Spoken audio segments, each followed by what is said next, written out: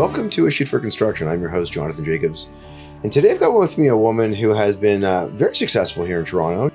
Rebecca has been thinking about how spaces should function since she was a kid standing in the middle of her parents' home build with opinions nobody asked for.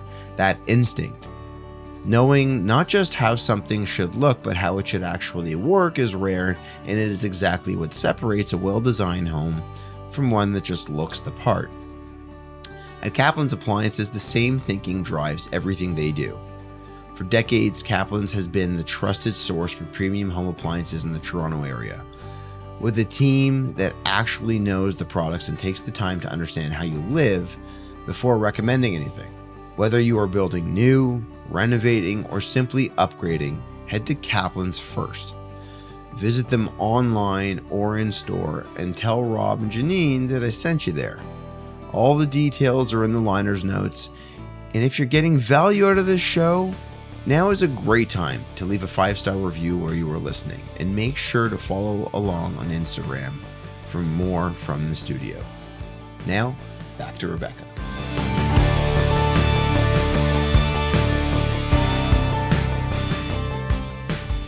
She has run an interior design studio for a number of years. She'll tell you all about that shortly.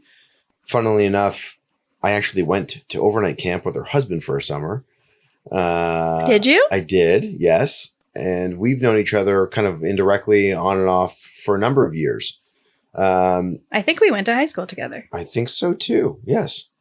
Yeah. Right? I'm older than you. Well, that happens. Can't change when I was born. Yeah. It's up to my parents when that happened. What a weird intro this has been. Today Am I not supposed to talk? No, you're good. No, today I've got with me Rebecca Axler of RTG Designs. Rebecca, it's great to have you here. Thanks for saying yes to this and not knowing what you were getting into, and here we are. Yeah, I'm excited. Thank you for having me. Okay, so a couple things. Yes, we'll get to that. We're going to get to where you went to school, so we'll go there shortly. And yes, Dan went to Timberlane for a summer. Yes, he went. And I think for 1 or 2 summers. I'm pretty sure he was my bunkmate. Really? I'm pretty sure. That's funny. We're actually going to Timberlane in a few weeks for a bar mitzvah. Hilarious. And I'm like, you're going back. He's like, but he went when he was older. So it's not. Yeah, he was well, here we are talking about Dan. We're not talking about you, but whatever. Dan, you're getting airtime. It was, I think when he was there was like 97, maybe 97 or 98, somewhere in around there. I think it was probably like grade 7, 8, 9-ish area. Yeah. That's the timing. Yeah. I don't even know how many years he went for. Maybe 1 or 2. I have distinct memory. And Cole was also a bunkmate of mine. He went there too? Cole went there for 1 season. Oh. Yeah, sorry. Okay. None of you who are listening to this right now care about any of the social elements that we're discussing here. So sorry. Rebecca, yes? What city were you born in? I was born and raised in Toronto. And what was life like for you early on? What did your parents do? What were your interests? Yeah. Tell me a little bit about background. Life for me early on. I have a younger brother. I grew up at Bayview, York Mills. My dad is a lawyer and an accountant. Both? Yeah. My dad has many degrees. Come on. Yeah. Many MBA. How many MBAs does he have? He has an MBA, law degree, accounting degree, lots of degrees, more than that. He loves it. Okay. He loves school. My mom was a teacher. She taught English as a second language, and then she was a real estate agent after she stopped teaching, so she could be around more. Okay. Yeah, had a good life. I just gotta add to this. So my dad is also a lawyer. Well, my late dad was a lawyer. Okay. Not an accountant. Okay. My mom was also a teacher. Really? Yeah, early on. Maybe it was of the time. Wild. All right. Okay. Everyone had to have like a profession. A profession. Yeah. I know. Yeah. Now here I am podcasting. Yeah, I don't think my dad thinks I have a real job. I'm pretty confident about that. You just fluff pillows. No, he does, because there was a point when he helped me with my taxes. So, he knew I was making some money, but right. Yeah, he doesn't get it. Fair enough. Okay. So let's talk about, what were your interests like, when you were young? And I'm talking like young, you're far. So I have wanted my fondest memories. Like, yeah, being 3, 4, 5 years old. Like, what were some of the things do you remember? Were you playing with dolls? Were you? I was playing with Barbies. I was playing house. I was decorating my room. I was playing with my brother, watching TV, going to camp. I think trying to do some sports. Trying. I'm not athletic, but like tennis camp, sports camp, all those different things. I was swimming. Yeah. It has recently come up that my dad thought I was going to be a very good swimmer. Oh. Which is news to me. I was never going to be a great swimmer, but I was apparently a very good child prodigy swimmer. What did he envision you being proficient at? Was it front crawl? He told Daniel, butterfly? He's like, we thought she was going to go to the Olympics. She was such a good swimmer, but I don't. This is news to me. When did this revelation come? On a family vacation. My son's a good swimmer, so he let me know that I was also a very good swimmer. You let us down on what your ambitions were. I never did swimming. Like it was never. I did swimming lessons, but I never did extracurricular swimming. I liked hanging out with my friends. Yeah, I liked talking on the phone. Okay. I went to camp. Yeah. And what were your interests in school when you were young? Do you remember? Like, did you like sciences? Did you like English or? My interests in school were socializing. Okay. I like that we're honest about this. This is why this is a great format. Yeah. Why not be honest? Yeah. I did well. I did fine in school. I wasn't suggesting did good otherwise. in school, but I was there for the hang. Okay.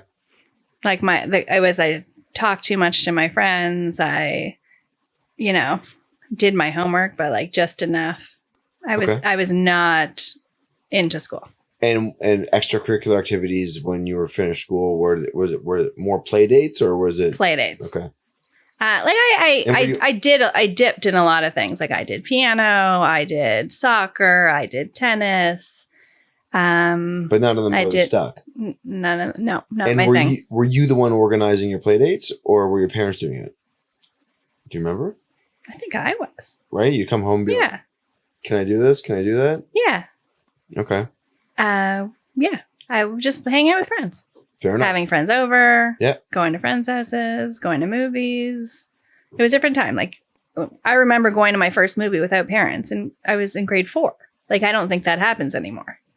I mean, it can happen, but it was like a different time. Depends on the parent. We'd go to Queen Street. Yeah. We'd go not in grade 4, but like everything was younger. I was hanging out with my friends. Fair. I actually so my oldest daughter in 5th grade, we're walking home from school and like doing those things independently now. That you feel good as a parent letting them do these things that most people don't. I think it depends. It depends on the kid. Depends on how far away they have to walk. Totally. My kids are younger, so we're still working on. Yeah, that's fair. Crossing the street. Looking both ways. You know. Yeah. Yeah, that's a challenge. So tell me about your early interests in design, because you did allude to that and you wanted to decorate your room. You used to play Barbies, do all this kind of stuff. Did you know when you were in junior high or high school that interior design was an opportunity that could hold a career? I did. So my parents built our house when I was in grade 6. Okay. Grade 6, 7. My parents built my house and I was invested. I wanted to know what was going on. I wanted to be a part of the decisions. I had opinions. Yep. I had opinions on my room and they let me have opinions on things, but my opinions didn't usually matter for much, but they did let me have opinions on things. Yep. I had big ideas. And really since that point, like I remember definitely in high school exploring where I could go to school and how I could make this a job.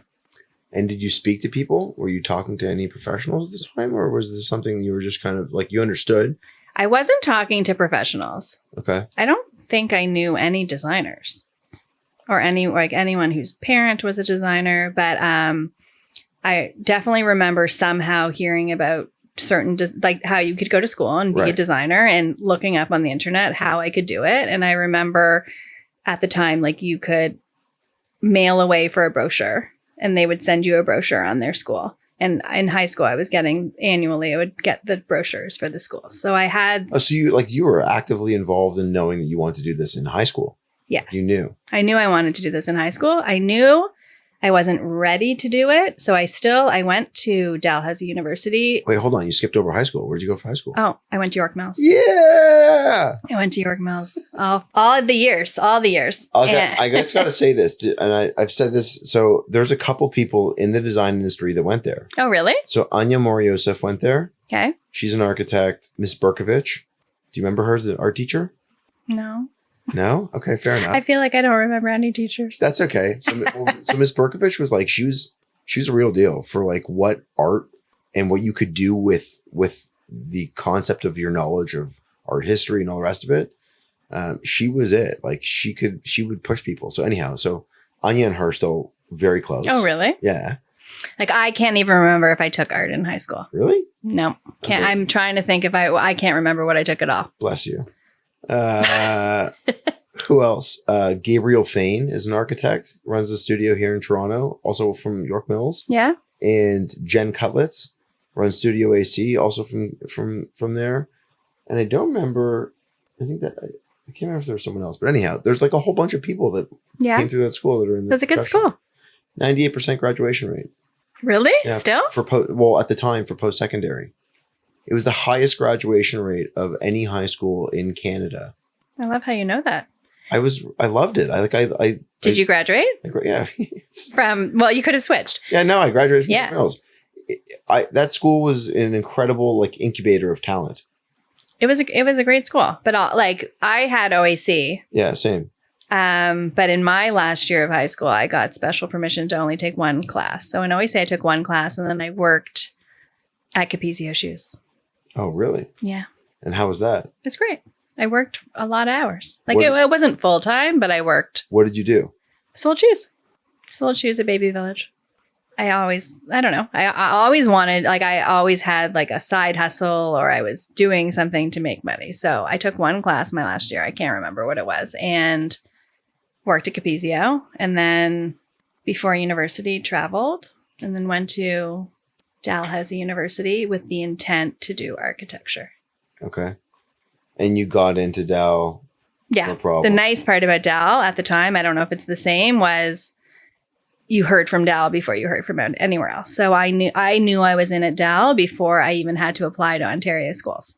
Really? Yeah. And at that time, people weren't really going to Dal. I was sort of one of the first years that people I knew were going. Yep. Which I liked about it. Yeah. I didn't want to go to school. Standard crew of people you'd been. Those like the standard crew people are still. I'm still friends with all of them. I just wanted something different, and I don't know. I just felt like they had an architecture program, but honestly that was nothing. I didn't even pursue that once I got there. I took some classes, and then I was again having too much fun to make that my path. That was going to be too hard. What? No, I often talk about this on here, is that it's a non-visual form of medium. Right. And so no one can see the facial expressions as you talk about. I got into I was having fun. I was having a lot of fun. And architecture was going to be too hard. But I was having so much fun. So I did sociology. And did you enjoy what you got out of that? Yeah. Okay. Yeah, it was great. And then I actually did 3 years of sociology. And then in my 4th year, I could have taken a 3-year degree. In my 4th year, I went on an exchange to Nova Scotia College of Art and Design. So I got to stay in Nova Scotia, in Halifax, in my apartment with my roommates. Yeah. But I took art classes. So I'm a better artist than somebody who isn't an artist at all, but I am by no means. I feel like the people I was in class with, it was like comical how horrible of an artist I was. Right. But it was, for me, I really loved that last year. It was an amazing experience. We were I was learning how to draw. I was learning how to paint. I was taking photography classes. I was learning how to develop. It was really cool.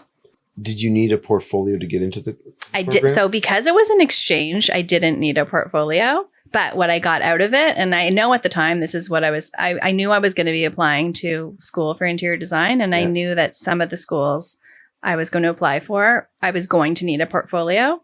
And I didn't have anything to put in a portfolio. So from that year, I then had figure drawings and paintings. They were not good. They were better than somebody who really can't draw, but like it was, I'm sure they were better than what you came into the program with. Yes. And I was like doing photography studies, and I remember my study was on the doors, like front doors around Halifax. Okay. Like I was going on walks or drives and taking pictures of unique front doors and trying to capture them in like a collage format. And then at the time I had to transfer all that art into slides, because that's how you submitted your portfolio, on slides. Right. Not to date myself too badly, but okay. You said you had to mail out for applications to schools, and they would send stuff back. So we are dated. We're dated. I actually still have the slides. Amazing. Because they had to send them back to you at the end. Because I remember it was hundreds of dollars to have this art transferred into slides. Right. But so yeah, that's what I did my last year. Okay. So you finish this program. You got a great set of skills now. Well, a better set of skills than when you started. Totally. And what does it look like? You've completed 4 years worth of school. You get a degree. Yeah. You're not quite at your dad's level, but that doesn't matter because we're not comparing. I guess I am, but I didn't. Never going to be at his level. That's okay. You don't need to be. I think he has 5 degrees, 4 degrees, that's 5 degrees. Crazy. So what do you decide to do? What did I decide to do after school? Yeah. And I went traveling. Wait, hold on. Sorry. During school, did you have any internships? During school, I worked at a daycare. I worked at aftercare. Okay. So I could get some extra money. It was actually in my building in Halifax. I worked at an aftercare with kids. I actually worked at aftercare in high school too, at another school, a local school. Yeah. And when I graduated, I worked downtown on Bay Street. I worked at my friend's dad's company. I was the receptionist. I made coffee. I didn't do much, but I made enough money to go traveling for 6 months. So what did you do? Where did you go? I went to... Did you go by yourself? No, I went with a really good friend. We met up with other friends. We went to Australia, New Zealand, Hong Kong, Thailand, Vietnam. Wow. And for 6 months, yeah. How long in each spot? You're testing my... Okay, so we did... I want to say we did 3 months Australia, 1 month New Zealand, something like that. Okay. And then we went for 8 or 9 days to Hong Kong, a month to Thailand, a month to Vietnam, something like that. Okay. And did you travel throughout each country? Yes. Okay. So we either would take small tours, rent a car, take a bus, take a train. Yeah. What were some of the most unexpected but enjoyable things that you came across in Australia? Oh my God, I haven't thought about this in a long time. I know. Yeah. Welcome to your therapy session. Right? Honestly, it was just great. I hadn't really traveled like that by myself or with a friend ever. I did a small trip before I started university, but it was on a tour. So it was like there was supervision to some extent. Not really, but you were like somebody was checking in to make sure you got on the bus. Right. There was more supervision in that trip than there was going to the movie when you were in grade 4. True. I don't know. It was just amazing. I loved meeting people. I liked connecting with people. And I think growing up and going to York Mills and sort of being in this bubble and then going to Dalhousie. When I went to Dalhousie, I met a lot of different people from a lot of walks of life, which I liked. I liked meeting a lot of different people, and the same in Australia. There's still people I am in touch with from that trip. Really? Mm-hmm. Okay. People that I visited with and seen since. Had you been in a scenario where like you had to hitchhike? Yes. Okay. I had to, really making it. Yes, I had. It wasn't, I can't call it a real hitchhike. It was more in Australia. We had gone on a hike and we were too tired to walk back down. Okay. And you could have driven to the top. And there were people who had driven to the top. So we hitchhiked. It was like 2 girls in bikinis, basically, at the top of the hill hitchhiking. Give us a ride. And people that looked lovely drove us to the bottom of the hill. But it wasn't like hitchhiking cross country. Yeah, that's okay. I knew better than that. But we were just too tired. I'd walk to the top and I was too tired to walk back down. Rebecca mentioned that when she was at the Nova Scotia College of Art and Design, her photography study was built entirely around front doors. She walked and drove around Halifax, capturing them, studying proportion, character, and the way a single door communicates something about what is behind it before anyone has stepped through. Martin and Marta at the doors have built their entire business around that exact conviction. Their European window and door systems bring a level of craftsmanship, precision, and design integrity that is immediately visible and built to perform for the long term. They have windows that can span 20 feet high and 20 feet wide, curtain walls that can be straight or curved. They can do knee walls between a wall and roof line, on the corner of walls. They can do it all, and there's no stopping them from looking at anything from vinyl, fiberglass, to wood, aluminum woodclad, aluminum, and steel. In addition to all of that, they've got their own spider crane, and they service North America, the islands, Caribbean, Bahamas. So if you're working on a new build or a serious renovation and you have not yet had a conversation with the doors, that should be your next call. All the details are in their liner notes, or reach out to me directly. It's Jonathan, Jonathan, at issuedforconstruction.ca. And if you're enjoying today's conversation, please take a moment to leave a 5-star review and follow us along on Instagram. Now, back to Rebecca. You don't talk about I'd worked too hard. You talk about and vulnerability at the same time, right? Like, we're just gonna get in the car with some people that we don't know because, like, we just can't. But they had driven to the top. They, right. I'm sure. I don't remember who they were. I don't remember if they were male or female. Like, but they seemed like nice people. Maybe they were a family. I don't remember. But fair. And the same way I teach my son that no shade to men, but if he ever gets lost, like, you find somebody who looks like mommy or a nice mommy or somebody with kids. Yeah. Or if you can't find a police officer. And ask if those kids are theirs. Yes, of course. You guys do that first. But I'm just being sarcastic. Yeah, but I'm sure it was we just literally went to the bottom of the hill and probably got out of the car while the car was still moving. But are you talking about a Baywatch entry for the car? Probably. That was the only time I can remember hitchhiking. Okay. What about any obscure experiences with food while you were away? Was there anything you ate where you're like, oh my God, I can't believe we're eating this? Or, oh my God, this is incredible? So I started to become very into food after that. I was still very afraid of food on that trip. So in Australia? Yes. Or okay. Like, for example, when we were in Hong Kong, it was like, it was like pre-social media, pre-opening my eyes that there were different kinds of food in the world. And I had grown up with very, like, not bad food, but like, I feel like we grew up in a world where, like, chicken was overcooked and steaks were well done. And, I didn't have the culinary experiences that I would later have when I moved to New York. So when I was still in Australia, I was not trying Vegemite. I was not eating things that were different. I remember I had a fried egg on a hamburger and with pineapple. That was a very Australian thing, but I wasn't. In Asia, I was not eating pho or pho. I was not having dim sum. Like, we were going to California Pizza Kitchen. We were going to the Americanized restaurants because we were scared, and that we did try to get into it more in Asia, but it was always we were just walking into a place off the street. There was no, is this a good place? Should we go to this place? Right. And it was never a good place. It was always a horrible, horrible place. So, we were eating things that who knows what was in it. And it was, I was not adventurous then. And did you feel like you came across any cultural barriers when you were in any of these countries, like in Australia, New Zealand, or in Australia, New Zealand? No. No? No. And in Asia, it's a totally different country. In Vietnam. Yeah, it was funny. Yeah. But nothing crazy. Did you go to any? We were going to touristy spots. Right.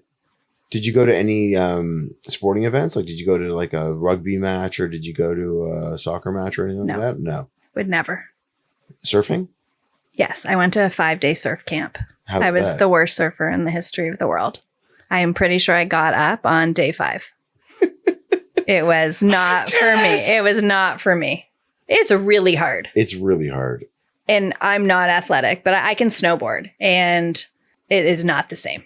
It's very hard to have the strength in the ocean to paddle out and then get up on the board, and very hard. I think it was like a one and done. I got up one time on day 5. But again, I was there for the chill. Right. You're on this surf camp. You're with all these cool people. You're sleeping like all in these hotels together. It was fun. And did you stay in hotels or were you staying in hostels? Or hostels. Yeah, hostels. I think we treated ourselves to hotels a few times. But also, I remember going to hotels and they were like $11, $12 a night. And I thought, like, this is where I was going to come back on my honeymoon. They're so nice. Like, now, in retrospect, I can't remember what they were, but like, who knows if they were actually nice? But I remember thinking, like, this is nice. It's like a rat. There's a rat running past your feet. Oh, like, we stayed at places like that too. We stayed at places in Thailand that were like $1 or $2 a night. I remember divided by the group. So right. It was like my contribution was $1 or $2, but the place that was $1 or $2 was a real. Like, there was a hose with cold water, and it was funny. But now you laugh about it. Yeah, of course. Yeah. I backpacked through Costa Rica years ago, and I remember walking into this shared room in the hostel, and there was always a shared room. There was a condom like next to the bed, and I was like, well, used. I guess. Oh yeah. And I guess I'm getting what I'm paying for here. I'd like to get a new mattress, please. And did they give you one? In Hong Kong, There was 5 of us in the room, and we got into the room, and there was 2 bunk beds. Yeah. We were all friends. It was a tiny room. There was an accordion door in the bathroom, a tiny room, 2 bunk beds, and like, it wasn't quite a crib, but it looked like a crib. And it didn't have a full-size single mattress. And I remember one of my girlfriends saying, like, let's pull straws or something like that kind of concept for who's going to get to sleep in the crib. And it was like, 4 of us were like 5'7", 5'8"-ish, including myself. And the other one was 4'11". And we're like, no, I'm pretty sure you're going to take the crib. And it was funny. She had to like climb over into a crib. Unbelievable. It wasn't a crib though. Like it definitely was bigger than a crib, but it had gates. It had walls. A step stool. Yeah, it was a funny time. Funny time. I don't even know how we find these places. What was there anything, and I know you say you were less adventurous, but was there anything that you experienced from like a street vendor food while you were in like Thailand or Vietnam that you ate where you were like, this is incredible? Yes. Mango sticky rice. Mango sticky rice. Where? Thailand. I liked mango sticky rice, and we ate a lot of pad thai on the street, but I wasn't having other noodle dishes that I'm sure were just as delicious, which I would now eat, but it was we were playing it very safe. And some of the people I was with weren't even going that far. They were having like grilled cheese that like to me looked more questionable than eating something off the street. Cause they don't really do bread and cheese in Thailand. So I would way rather, I was always eating the local food, but I was keeping it safe. Right. I don't remember if I was eating meat either, because you never really quite knew what it was. But yeah. Okay.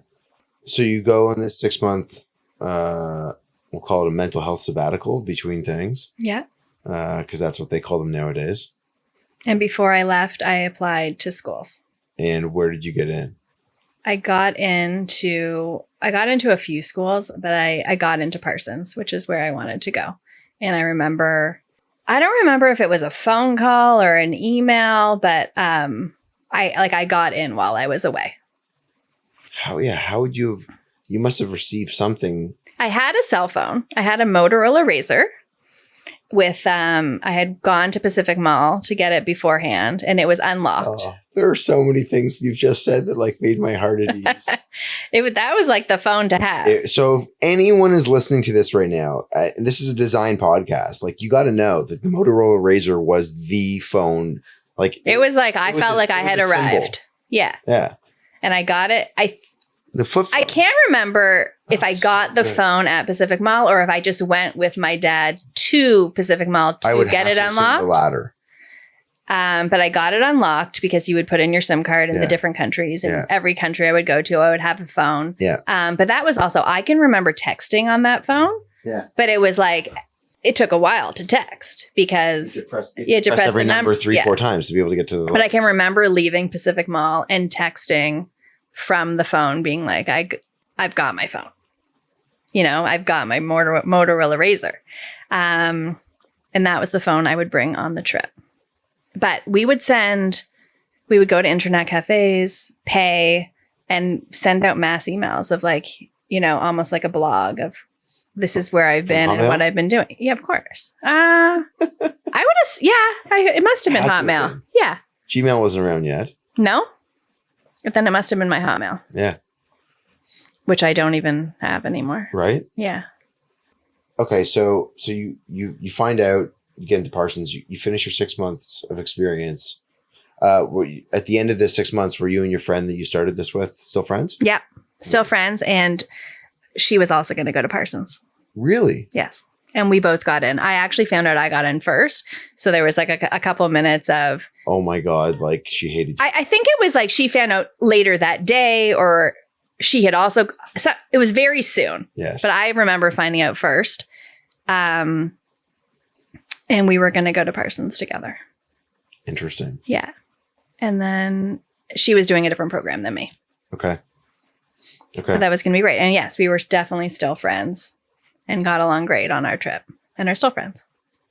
It's very rare because I know a lot of people that used to go away on those kinds of like long-term vacations together. Yeah. And friendships would fall apart. So yeah. I think you have to put some thought into it before you just decide who you're going to go on a trip with. Yeah. Yeah. But yeah, anything can happen. Okay. So you come back, you have picked up all of this now like newfound experiential additions to who you are as a person. Yeah. And you're not coming back to stay. You're coming back to leave.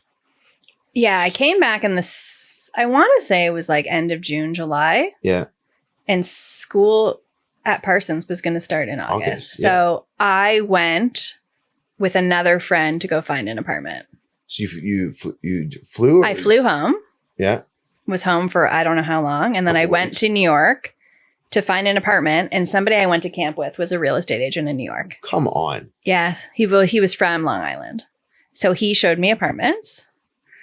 And my girlfriend just came along for the ride and we looked at the apartment and I'd only ever... Same person that you were on the trip with? No. Oh, different. Okay. Different person. And I went to go look at apartments. Didn't find an apartment because basically realized how expensive it was. And I didn't really know what I wanted. This is what? This is early 2000s or mid? This is like 2006, 7. Yeah. Yeah. I like how I did that, right? Yeah. Okay. And I had gotten into res at Parsons, but I was very adamant that I wasn't going to do that. It was like 3 people in a room with a bunk bed. And I had just been traveling and it wasn't inexpensive. So, and it was in a horrible location compared to school. Right. So, it wasn't out of the question yet, but I had said to my parents, luckily, that I want to try to see if I can go find an apartment. But it was wild. And I was also, because I had just been traveling for so long, I wanted to live alone. Right. Basically, I ended up living with my girlfriend who I was traveling with. And we lived in a 1-bedroom apartment together. And it was great. That we just didn't really know. We kind of had to go and see what the options were and how little you could get. Yeah. And how potentially, it was just a different world. I'd only ever been to New York once before. How did you get down there when you were going to go look for places? Did you drive or did you fly or did you take a train? I flew. A bus? Flew. Okay. So how long did it take you to find the place that you were? I went back a second time. Okay. With my girlfriend who I was traveling with. Yeah. And then I had a better idea of like, okay, we're going to have to live in a 1-bedroom apartment. Yeah. And whatever, people put up a wall. They basically shrink the size of the living room and create a second bedroom. And it was very common. There was companies that did it all the time. That was their whole business model. So we went back and we knew that I knew I wasn't going to be able to live in a 1-bedroom apartment by myself, nor was I going Like studios weren't really on the table either. And at that time, all I knew is that I wanted to be close to school. It was still like a huge city. I didn't want to live I didn't know the areas. Like I wasn't all of a sudden going to go live in a faraway area that I didn't know anything. Right. Yeah. I was going to have to transfer subways to get to school. Like that was a foreign world. I wanted to be able to walk to school. Yeah. And also at the same time, that you're probably not going to spend all of your waking time inside of this shoebox of a place. You're going to spend zero time. You're going to sleep time there. Yeah. That's it. You weren't even really eating there. Yeah. Like it was New York. There was so much to do. The whole great part about New York is you're never bored. There's always something going on. There's always people who want to do something. Plus you were like, there was a lot of homework and right. I had to do a lot of school and stuff. And I knew I was there for a short time. So like I was doing that too, but you weren't like, you were going to school to do your work and you were going to school to do your classes. But there was also in your free time, you were going to museums and going shopping and going to do all the touristy things and going to sit in a park and going to eat something. So let's talk about what it was like when you went to your first day of school there and what that was like for you as you started to unravel what school life was going to be like and the balance between school, social, and how you were able to work on formulating a sense of balance in this. Because I also know that program is a pretty intense program. It's pretty intense because it's short. So yeah. I don't like thinking back now about how old I was. And like, I feel like I had a lot of confidence going into it. I wasn't scared. I walked in with confidence. I didn't know anyone in my program and the classes were small. Just even like, I remember like seeing people in the hallway who I had seen on like MTV, on like reality TV shows. And just, it was New York. And I would walk to school and I would see celebrities very often. It was just a different world. So I feel like I walked in pretty confidently and very excited. And it was great. My first class, I sat next to somebody else from Toronto. Okay. Which, gave me a little bit, I think, of extra confidence. Like, oh, you're from Toronto too. She was from Mississauga, but we had something instantly to relate about. Yeah. Still counts. It totally still counts. But it was crazy. There was people from all over. And what were some of the key things that you felt you learned while you were there that really laid the foundation for some of the professional life talent that you were able to curate for yourself? I feel like just being there, I worked when I was there. I did internships when I was there. New York just opens your eyes to how much is out there and how you don't have to fit in this bubble and follow this way of life. You can really think for yourself and make things happen. So I feel like that mentality has helped me. And where did you intern? I interned at Hayes Roberts. Okay. It was great. I learned a lot. I saw they would take me to do installs and like I remember learning how to like unwrap a lampshade. These are things that I never would have thought of. I would have just cut the lampshade open. They're like, no, you can't do that. Like you have to unwrap it slowly. Like everything was so meticulous. I would organize their materials library. I would do sourcing for them. I would just kind of see the ins and outs of like how it all works. Okay. It was great. You're when you're the intern, you're essentially the bitch. So, I'd get them lunch. It was free labor. But it was I still learned a lot. Were you able to work on any projects they had? No. Okay. When I interned, I didn't work on any projects. I was able to see what was going on, but I wasn't really working on anything. Well, I guess indirectly, like they would say, Rebecca, I need burgundy fabrics for this sofa. Go get some. So yeah, I guess I was working on them, but I didn't really have a sense of like the overall scale of the whole job. Right. And I was working I wasn't working with Hayes and Roberts. Like they would say hi to me when they came into the office, but I was working with, there was probably like the most junior people there. Right. I was just there to assist them. Yeah, of course. Yeah. Okay. But it was in this amazing, cool building. And like, that's where Ralph Lauren was. That's where Martha Stewart was. And you would walk to work all confidently with like all these other people who were working. It was cool. It was very fun. When I think about it now, like I feel very lucky. Right? Yeah, it was cool. New York definitely changed my life. Rebecca just talked about how exposure to a higher standard changed everything for her. Seeing how the best firms operated, absorbing those practices and carrying that bar forward into her own work. That commitment to doing things properly from the first conversation through to the final result is something that Quanta Pools understands deeply. They are not in the business of putting water in a backyard. They design and build outdoor environments that are considered from every angle with the same care and attention to craft that Rebecca brings to the interiors on the other side of the glass. If a pool is a part of your vision, whether it is a new build, a renovation, or a property you have been meaning to transform, reach out to Yuri and the Aquanta team through the liner notes or contact me, Jonathan, it's Jonathan, at issuedforconstruction.ca, and I'll make the introduction. Also, 5 stars goes a long way for an independent show like this one. So if today's conversation is landing, please leave a review wherever you are listening and follow along on Instagram to stay connected. Now, for the conclusion with Rebecca. So how long was the program? I did it in 12 months. Okay.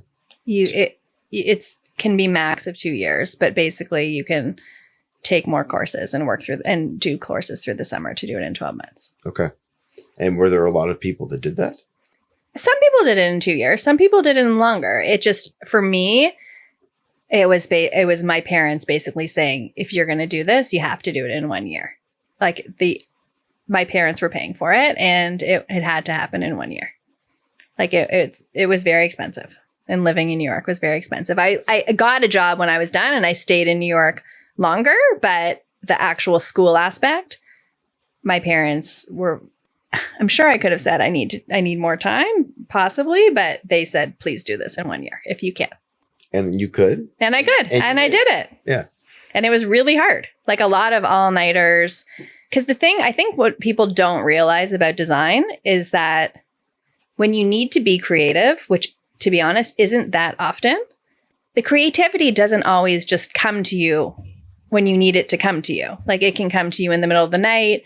It can come to you when you least expect it. And then you need to sort of just roll with it. The same thing happens now with my projects. You know, I could have to come up with a whole concept for an entire house.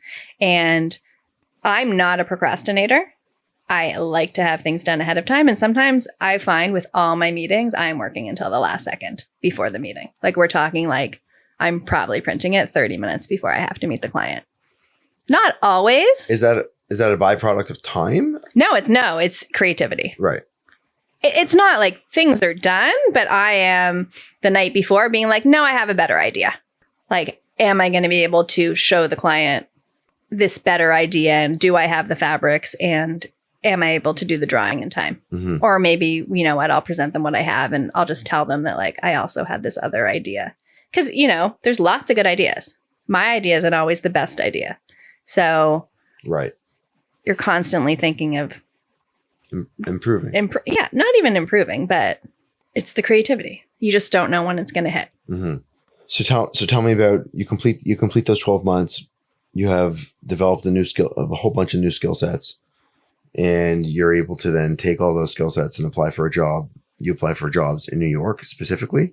Or apply for jobs in New York and I get the first job I interview at. Which is? I worked at S. Russell Groves. I don't think it exists anymore. I have actually tried to deep dive a bit into what has happened there, but I'm not sure.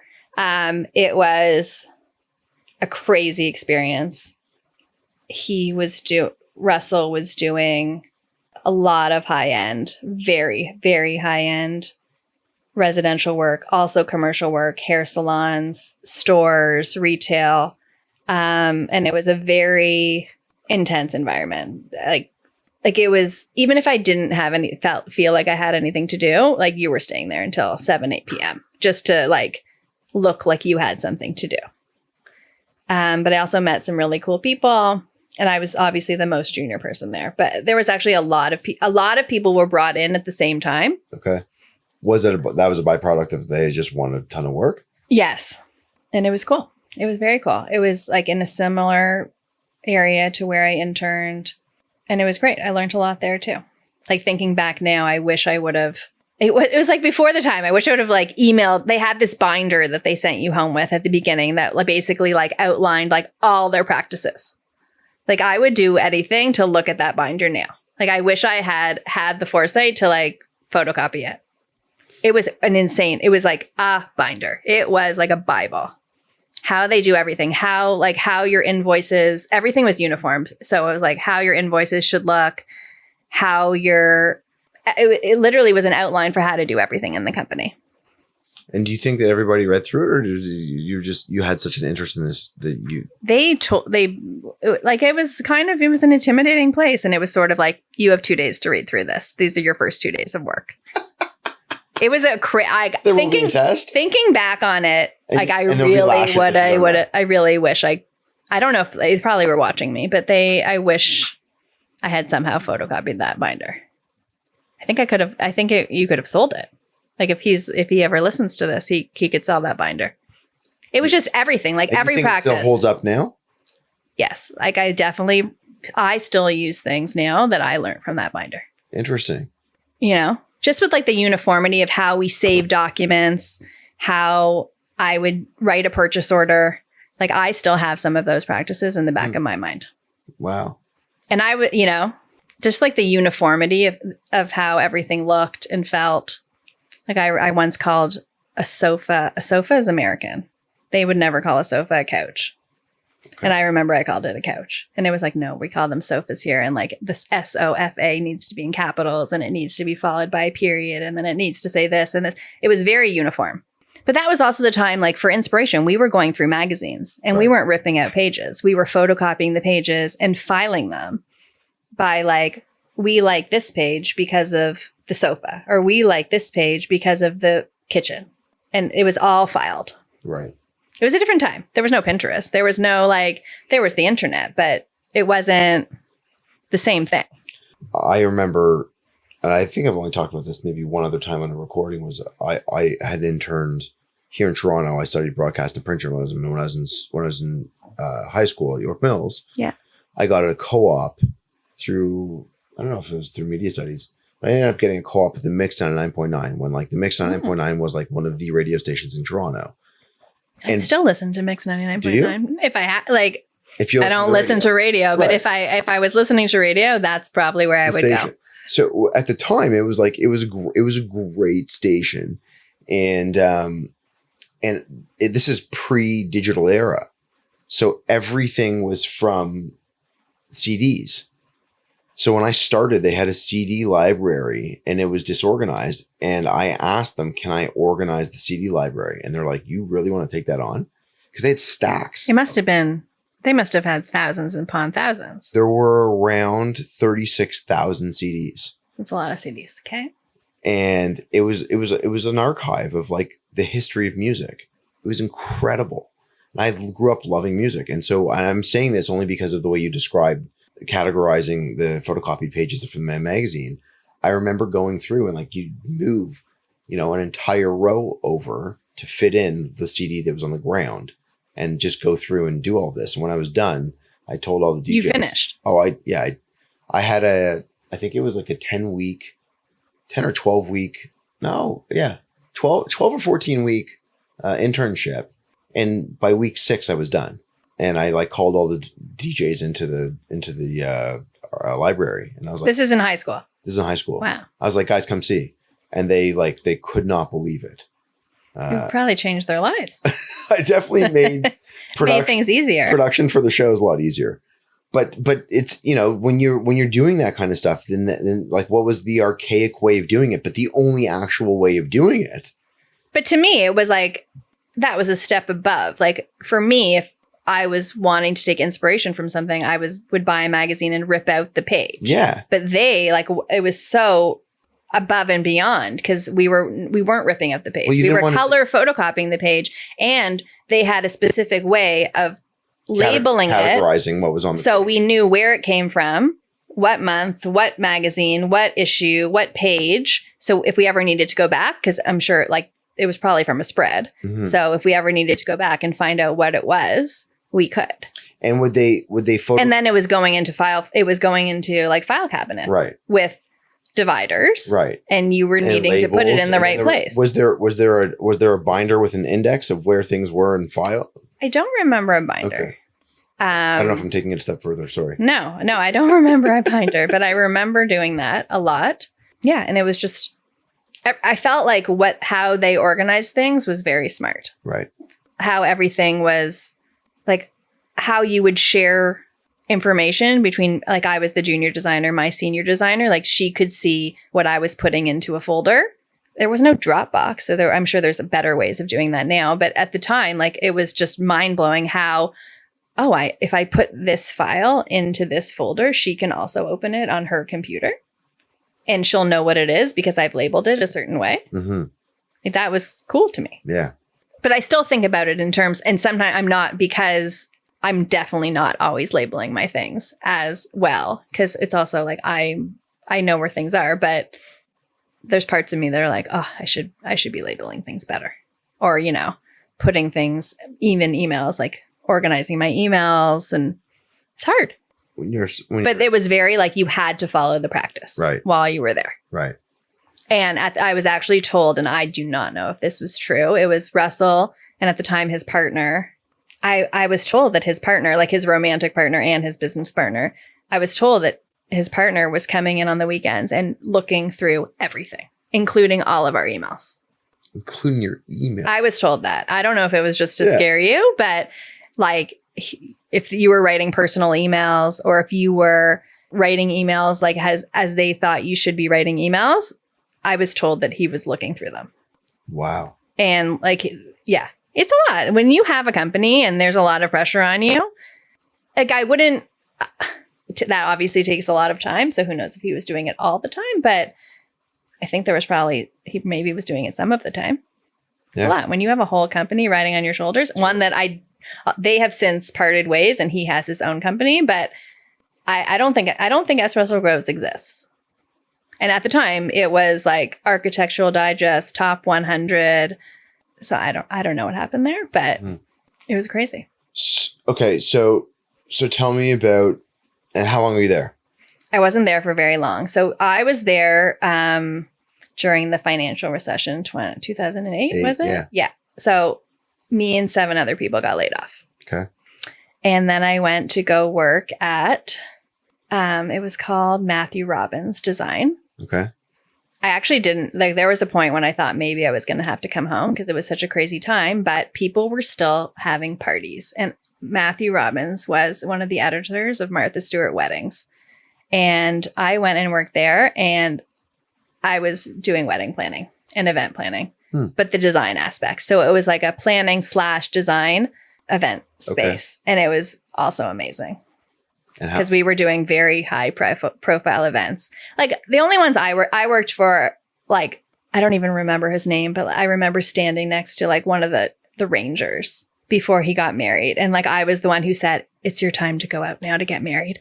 Like that was a huge deal to me. Yeah. It was like, I didn't know who he was, but he was wearing, I'm sure I could look it up now and figure it out, but he was marrying a supermodel. It was an amazing event. Like these people were spending, I don't know how much they were spending. They were spending a lot of money. These were beautiful New York events in venues that I never would have gone to see in my wildest dreams. Right. And, we were working day of, setting things up. I was part of the design aspects of it, but I was obviously still the lowest person there. I was like lighting candles also, but it was cool. It was fun. And then I worked there basically until my parents were like, okay, it's enough. I was making less money at that job than I was at my previous job, which was also not a lot of money. It wasn't enough money to live in New York. It was enough to contribute to something, but it's crazy. I don't know. You don't have to, but I think most people have help from their parents, I would assume, to live in New York. That or loans. Yeah, or loans. Yeah. So talk about re-entry into Toronto. And what was that like? It was hard. I had a very hard time. I would imagine. Re-entry back into Toronto, like I've never said this out loud, nor have I even really thought about it. It was like post-COVID to me, like re-entry into the world. I had a very hard time coming back. I didn't know how to be here. I didn't want to be here. I moved back in with my parents, and all I knew was that like I had to get a job and I had to move out quickly. I was, it was hard because my friends who hadn't lived in New York, they had come back from university and they already had jobs. Yeah, so we were in jobs. We were in different spots. Exactly. So. And were you still friends with all those people? Yes. Yeah. Okay. Yeah. I make new friends. I have old friends. It's great. I was still friends with all those people, but I can remember having anxiety going to like somebody's birthday party. Right. About it. It was just like, I didn't feel like I had failed, but I would have liked to have stayed in New York longer. But it just wasn't going to happen. It's also a challenging conversation to have with people when you're at those parties where you're like talking about like, what you're doing now. And you just had these incredible experiences living on your own with the independence of being in New York and like a hub for design and everything that is social in the world. Yeah. On a world stage to come back to Toronto. And you're like, fuck. Yeah, it was just a different caliber. And I really felt like I loved going to university, but I really loved living in New York. And that's what really I feel like opened my eyes and made me like who I am today. I started to get very into restaurants. In New York? In New York. And like food in general. And what were some of your favorites? Are they still around? Some are still around, but I don't know. I like to try new places. Okay. And I haven't been back to New York since 2020. But wow. Yeah. But oh, you gotta go. I know. We're talking about taking my kids. It's hard to get away now. I know. But I really like trying new places. Okay. I do a lot of research before I go places, and I love trying new places. I love going to like the cool place, the place that's really hard to get into. Do you have actually I'll ask you when the interview's over. It's not a conversation we need to have online. Okay. I want to know about when you come back, you talk about this level of like, kind of anxiety and frustration. So what did you do to counter it? How did you take all the things you had learned in your drive and put it into something new? I did two things that come to mind. That's when I really started to meet with people. Like that's when I wasn't 100% sure that I was going to be able to be an interior designer at that point. I didn't know of that many big firms hiring. I knew a lot of smaller people who at the time, like it was not a good time to be an interior designer. People were not spending the money. So I didn't know exactly what I was going to do, but I started to meet with a lot of people. I actually really enjoyed working in events, and I met with a lot of people who were working at big event companies. And then I ended up meeting with a friend's sister who worked for the Bay, and they were looking for an event. I can't remember what my title was when I got this job. I basically was in charge of all the events at the Bay Yorkdale. So that's what I did for a year when I moved back. Like isn't the open Top Shop there? Yeah, this was pre, but like in-store events. Okay. Somebody would have a makeup event or somebody would come to the store. They needed to have, there would be food and swag bags and whatever. Yeah. Like I organized all that in store. So I worked in store at the Bay for I think a year and a bit. Okay. And then the manager of that store moved to another store, and the new manager decided that my job didn't need to be a job. So they actually offered me another job. And I did try that job for a bit, but I was like, this is not the job for me. The line you just used, decided that my job didn't need to be a job. Yeah. He came in to restructure, and my job, I got another job within the company, but it was not, I did visual merchandising in the company. So window displays. So this comes to an end, and then it comes to an end. And then I again was like, what am I going to do? I went to go work at a store on Yonge Street that did interior design projects and sold furniture, home accessories. Okay. And I did that part-time. And while I always had, like, I was making jewelry and selling it. I was making baby name signs and selling them. I was organizing these young designer Toronto sales with people like me who were making crafts, had crafts and jewelry and did things. And I was organizing these sales in and around Toronto.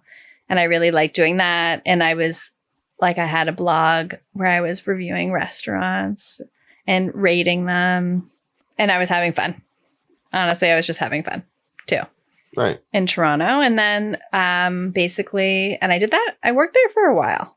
And then I decided to start my own thing. What I did was I put in an email to basically everyone I knew. Literally everyone I knew. If you have ever emailed me in my entire life, I emailed you. Like I still don't have shame like that. Like I'll email anyone. So I sent out an email and I think I said, I want to be a designer. And I went to school and I kind of know what I'm doing. So I'll charge you very little. And then my friend's sister hired me. And I was still working at the store. But I did this job and I was basically like, it's going to be cheap and I'm going to help you. And I did. And from there, I got a couple other jobs. And some of those jobs ended up being full houses. What was the scale of the first project? The scale of the first project was transforming a dining room into a mudroom and homework area. And I did the job.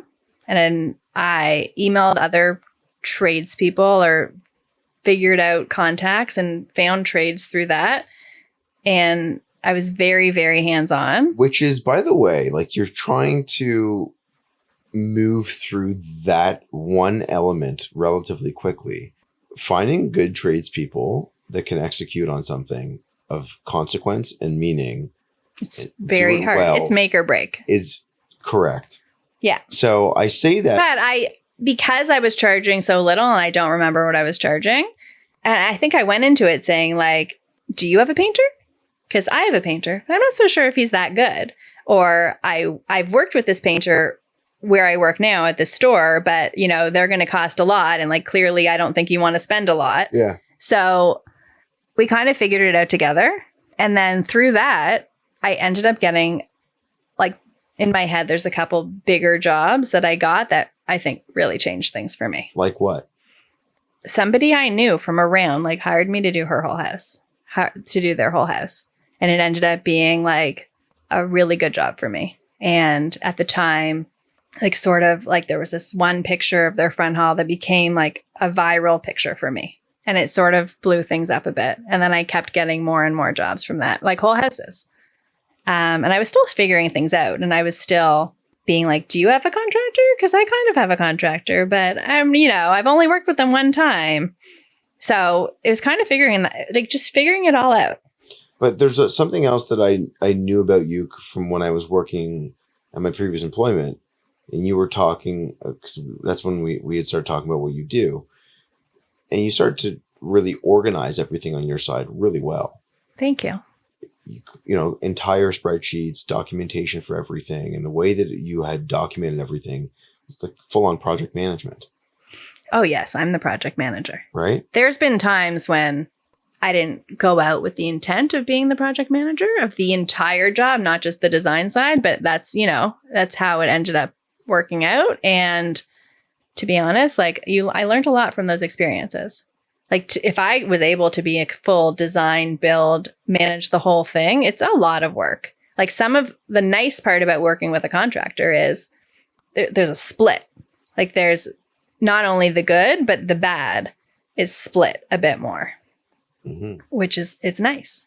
Yeah. Especially because like I have my own company. I now have people that work with me, but it's a lot. Yeah. Like I like being collaborative. I like having a client who has opinions. I like having a contractor and trades who, you know what? I don't pretend that I know everything. If somebody's saying that the grout line should be this thick and I've said that it should be this thick, like I'm going to listen to what that person says.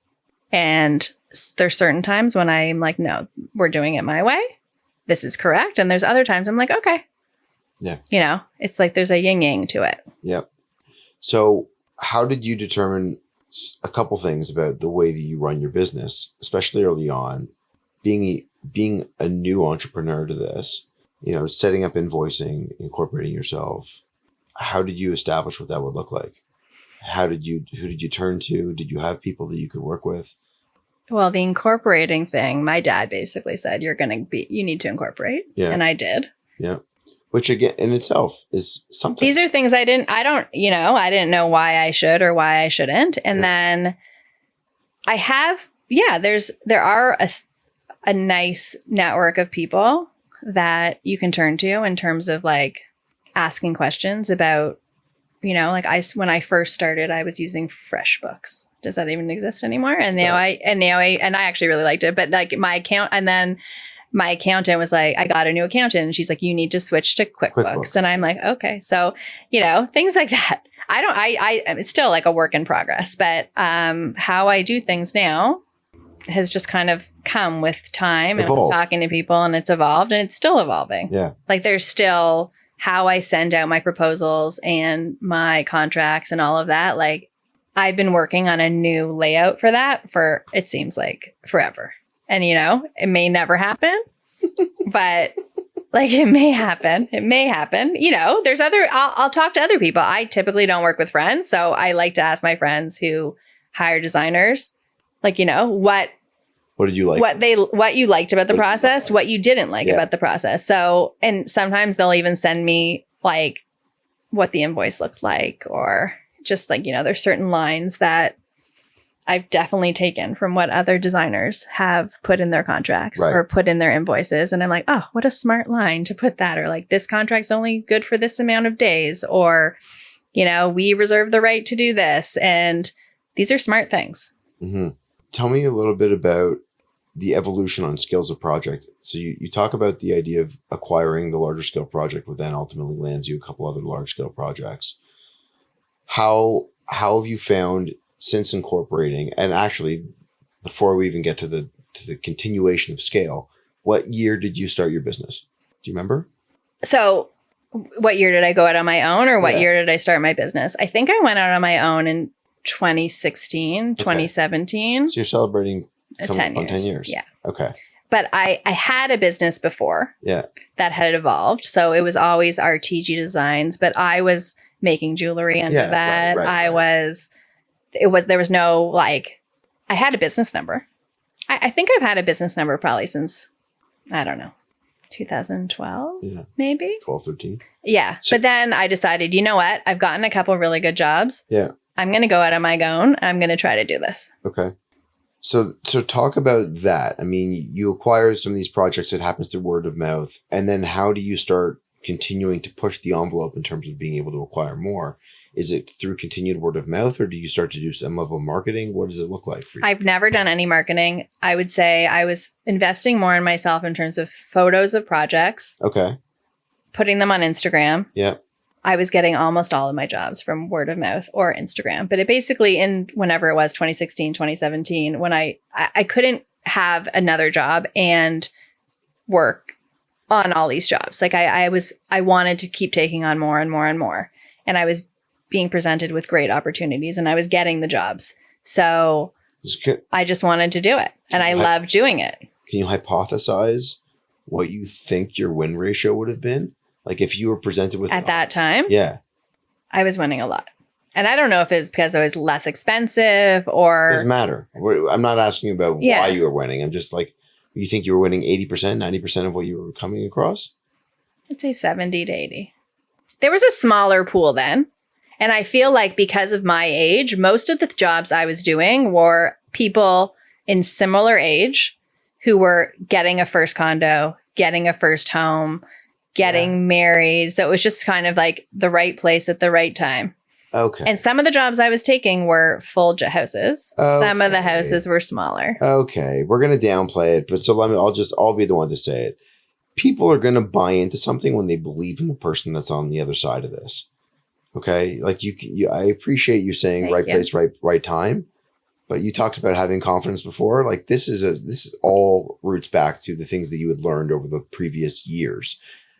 Learning how to, and I'm going to say this goes to the general, and anyone listening to this now, I'm going to say this on your behalf. Let's hear it. You ready? Ready. You talk a lot about how you were interested in the social elements of what was going on when you were in elementary school and high school and university, traveling. Knowing how to talk in a room is what lands you projects. If you become likable in a room, you will always be successful and you will always be able to pivot and navigate when things go awry. And you and I were talking months ago about how things have been fluctuating, but you can then all of a sudden hop on a wave and ride now the next wave because you know how to manipulate the downturn in a way that can benefit you for your business. Yeah. And that is not a learned skill. Some people are really good at the craft of managing business. Some people are really good at the craft of design. And some people are not good at the social element. They can struggle at it. It takes a lot of effort for some people to be able to put themselves out there.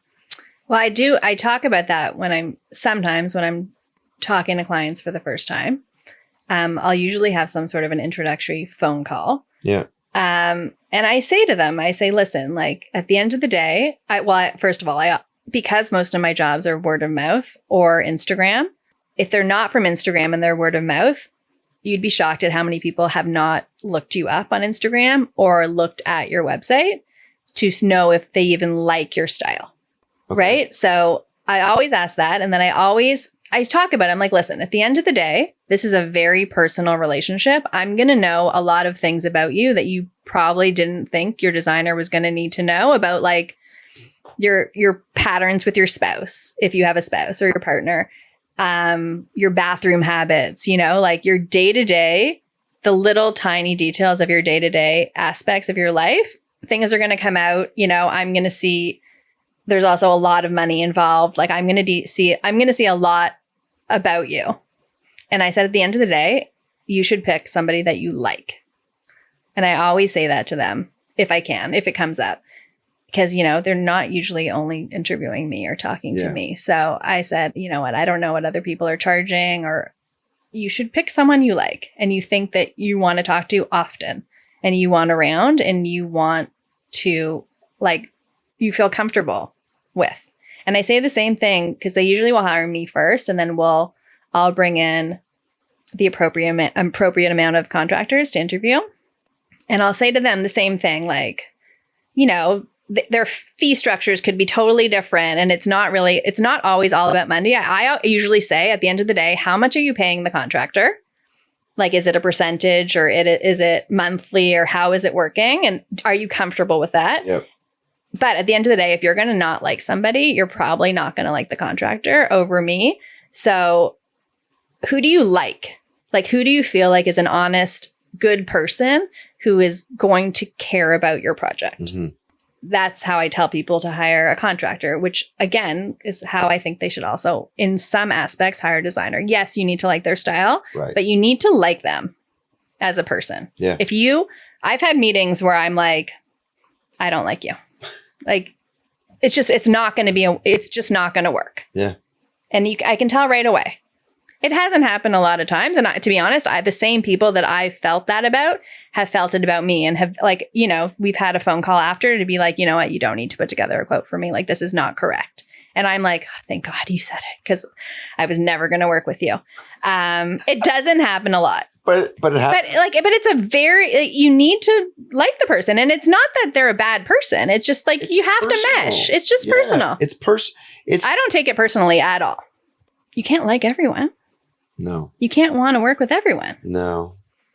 And it's a very personal relationship. Yeah. While it's also a very professional relationship, it's very personal. Yeah. Yeah. So you have to have difficult conversations with these people. And you have to, it's a long process. Like, a lot can happen during this process, like personally, professionally, monetarily, like. Yeah. People can lose a job. Yeah. People can divorce. 100%. Separate. Yeah. Yeah. Designers are also therapists and mediators. Yeah. It's tricky. Yeah. So tell me about where you're at now, because I know that where you're at now is not where you were when you started. So you had some small projects and you got, your first full house. but you also get now new homes too, right? And Yeah. you've had that for a number of years. So what does that look like? And how did you find navigating working with architects when it's beyond just the interiors? Oh, it's my favorite. I love working with projects from the beginning.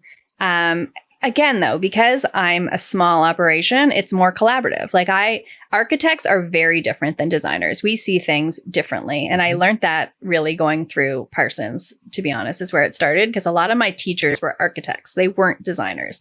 And you know what? They're thinking about the flow of a house in a different way than a designer. They're not thinking about where you're going to hang your pants. They're thinking about like the function of the house and how, if it's going to hold up and it's going to be structurally sound. And there's certain architects who think more like a designer, and those are the ones that I generally prefer to work with. But it really it depends. So yeah, I do more new builds now, and working on jobs from the beginning is always ideal. Right. You know, because architects are also having different discussions than like I'm not usually with them from the beginning. So if the client is working with an architect, they're giving them their wish list of what they want this many bedrooms, this many bathrooms, whatever. I'm having different conversations with them. So once I do coordinate back with the architect, I'm saying being like, oh, well, they didn't mention that they need their island to seat 12 or what. That's like, they don't, things are missed. So I'm then getting to be like, okay, I think like something was missed and they want to have an indoor outdoor space or whatever it is. So like, then we're making all their dreams come true. I hope. Okay. And all my jobs now are, I think every job I have right now is a repeat client. I was going to ask that question next. Everyone. Some of them are small. Doesn't matter. Some of them are big. Speaks volumes. It's a great, because you get to know these people and you develop a relationship with them, and everyone.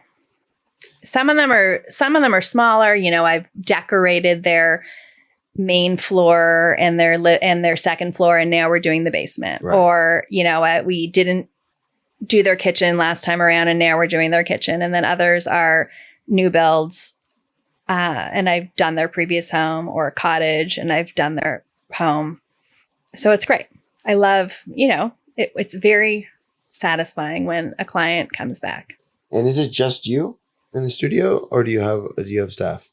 I have people who do my drawings for me, but it's all remote. I don't have people that I work with on a day-to-day. Okay. So tell me about life outside of practice. What does that look like for you? Family, your hobbies, interests. What do you like to do? Outside, I have 2 kids. Yeah. They're 2.5 and 5.5, and my husband. And they're honestly, there's a lot of kid stuff.